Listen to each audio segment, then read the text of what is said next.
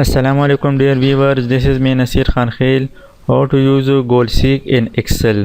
Microsoft Excel में GoalSeek की मदद से आसानी के साथ टारगेट वैल्यू मालूम कर सकते हैं। GoalSeek मीन्स गोल मीन्स मकसद, सीख मीन्स तलाश करना, हासिल करना, ढूंढना।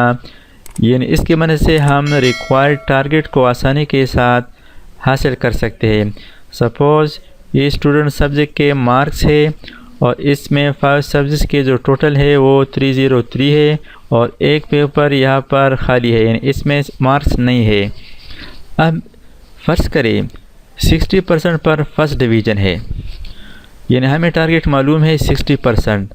अब यहाँ पर इसका जो मार्क्स है वो मालूम नहीं है कि कितना मार्क्स ले ले कि इसका परसेंटेज 60 आ जाए।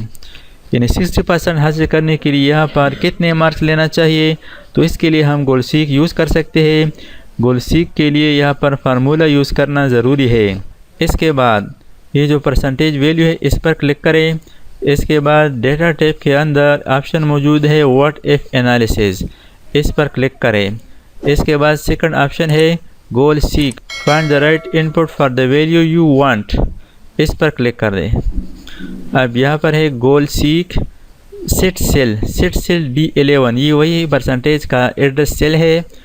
इसके बाद टू वैल्यू के अंदर यहाँ पर क्लिक करें और यहाँ पर ख़ुद से लिखे 60, यानी ये हमें मालूम है इसलिए यहाँ पर हम लिखते हैं।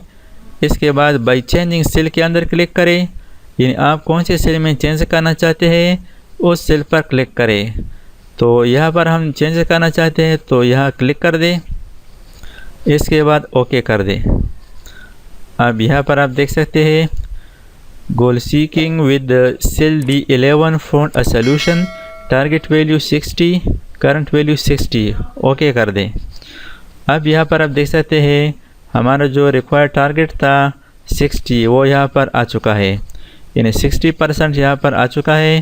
टोटल मार्क्स 360 और इस सब्जेक्ट में मार्क्स 57 लेना चाहिए। यानी यहाँ पर जो हमारा मकसद था 60% फर्स्ट डिवीज़न के लिए तो यहाँ पर आ चुका है। तो इस तरीके से आप GoalSeek यूज़ करके आसानी के साथ टारगेट वैल्यू हासिल कर सकते हैं। थैंक्स फॉर वाचिंग, अल्लाह हाफिज़। दोस्तों, अगर आपने अभी तक हमारे चैनल को सब्सक्राइब ना किया हो तो सब्सक्राइब कीजिए और साथ ही बेल आइकन पर क्लिक करें और हर वीडियो की नोटिफिकेशन से बाखबर रहेंगे।